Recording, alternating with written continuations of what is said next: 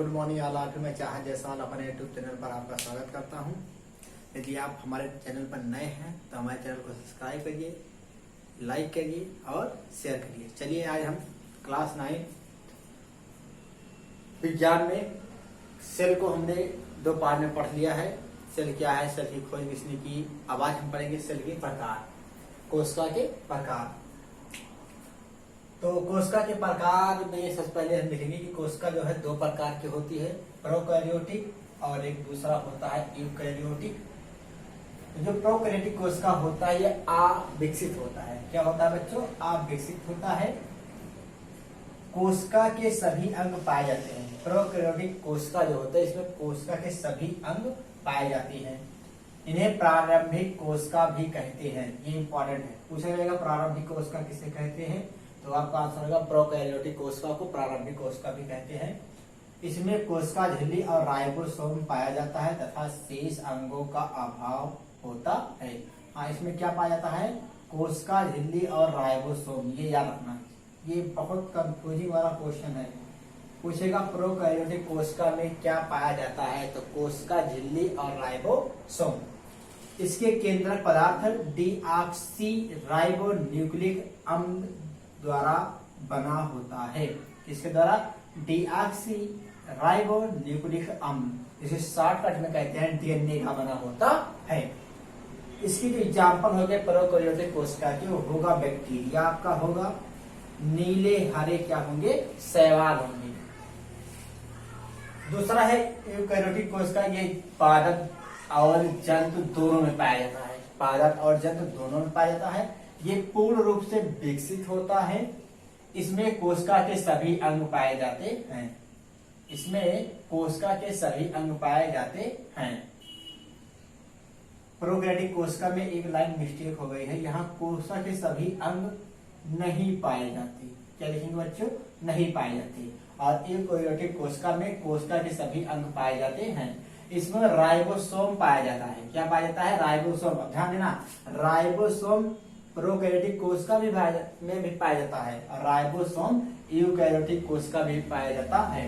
इनका रसधानी बड़ा होता है। इसमें क्लोरोफिल पाया जाता है। जंतु कोशिकाएं गोल होती हैं। इनके अंदर का सबसे बड़ा अंग क्या होता है? केंद्रक। जो जंतु कोशिका है वो यूकैरियोटिक में पादप कोशिका और क्या होता है? जंतु कोशिका। तो जंतु कोशिकाएं जो होती हैं वो गोल होती हैं और इनके अंदर का सबसे बड़ा जो भाग है वो क्या होता है? केंद्रक। पूछेगा कि जंतु कोशिका का सबसे अंदर वाला बड़ा भाग क्या है, तो आप कहोगे केंद्रक। दूसरा है पादप कोशिकाओं का आकार चौकोर होता है। क्या होता है? चौकोर। इसके अंदर का सबसे बड़ा अंग प्लास्टिड। क्या होता है बच्चों? प्लास्टिड होता है। और जो न्यूक्लिक प्रोकैरियोटिक कोशिकाएं हैं ये सेलुलोज की बनी होती है। किसकी बनी होती है? सेलुलोज की। ये इंपॉर्टेंट है। पूछेगा यूकैरियोटिक किसका बना है, तो आप कहेंगे डीएनए का, डीऑक्सी राइबो न्यूक्लिक अम्ल द्वारा। और पूछेगा यूकैरियोटिक कोशिकाएं किससे निर्मित हैं, तो आपका आंसर होना चाहिए सेलुलोज का। चलिए अब हम इसके और आगे पार्ट का अध्ययन करते हैं।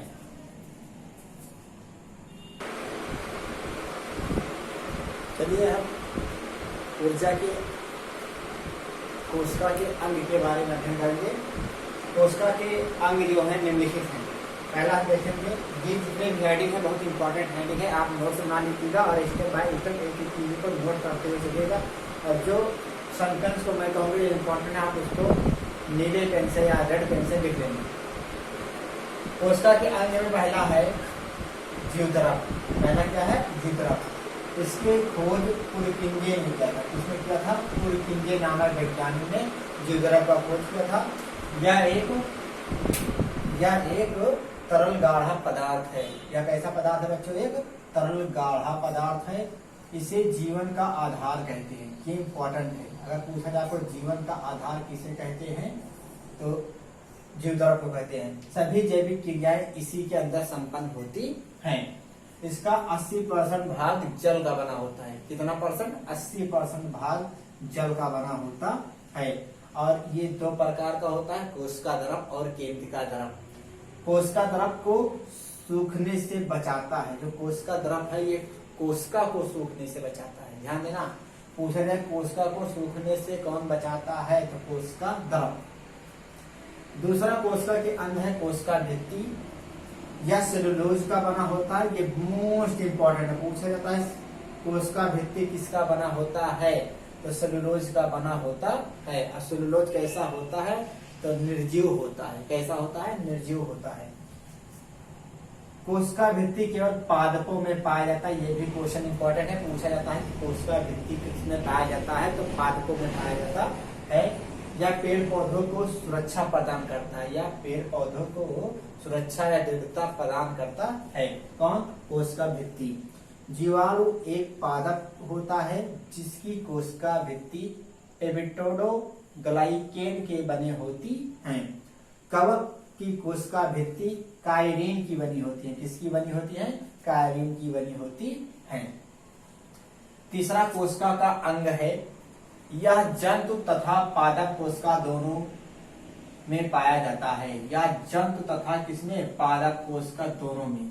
अब पूछा जाए कोशिका भित्ति पाया जाता है तो केवल किसमें पाया जाता है, पादपों में। आपसे पूछा जाए कोशिका झिल्ली किसमें पाई जाती है, तो जंतु और पादप कोशिका दोनों में पाई जाती है।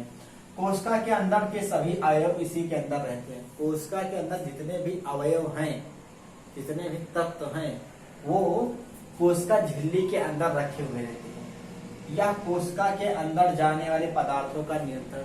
अब देखो, ये एक तरफ से मान लो गार्ड हैं, कोशिका के अंदर जो पदार्थ जाते रहते हैं उनका नियंत्रण करते हैं। या अर्ध परागर्म होता है, अर्ध परागर्मित होता है बच्चों। ये कुछ ही वस्तुओं को जाने देता है, ये कुछ ही वस्तुओं को जाने देगा। अगर ये नियंत्रण कर रहा है पदार्थों को तो सबको जाने देगा नहीं, कुछ ही वस्तुओं को अंदर जाने देगा। नंबर 4 जो कोशिका का अंग है, मोस्ट इंपॉर्टेंट है, यहां से क्वेश्चन बनते ही बनते हैं। माइटोकांड्रिया, इसकी जो खोज करता है, इसके जो पापा है अल्टमैन है। कौन है, अल्टमैन। या ऑक्सीश्वसन है, या यहाँ क्रेब्स चक्र चलता है। कौन सा चक्र चलता है, क्रेब्स चक्र चलता है, जिससे एटीपी और ग्लूकोज बनते हैं। एडिनो ट्राइफॉस्फेट और ग्लूकोज का क्या होता है, निर्माण होता है, और हमें बहुत अधिक मात्रा में ऊर्जा मिलती है। इसे ऊर्जा का पावर हाउस कहते हैं या शक्ति गृह कहते हैं। पूछा जाएगा ऊर्जा का पावर हाउस किसे कहते हैं, तो माइटोकांड्रिया को कहते हैं। ध्यान रखना, क्यों कहते हैं, क्योंकि इसका जो मुख्य कार्य है वो खाद्य पदार्थों का ऑक्सीकरण करना है। क्या करना है, ऑक्सीकरण करना। माइटोकांड्रिया का मुख्य कार्य खाद्य पदार्थों का ऑक्सीकरण करना है। तो ये खाद्य पदार्थों का ऑक्सीकरण करता है, तो इसमें अधिक मात्रा में क्या निकलता है, ऊर्जा निकलता है। इसलिए हम इसे ऊर्जा का पावर हाउस कहते हैं।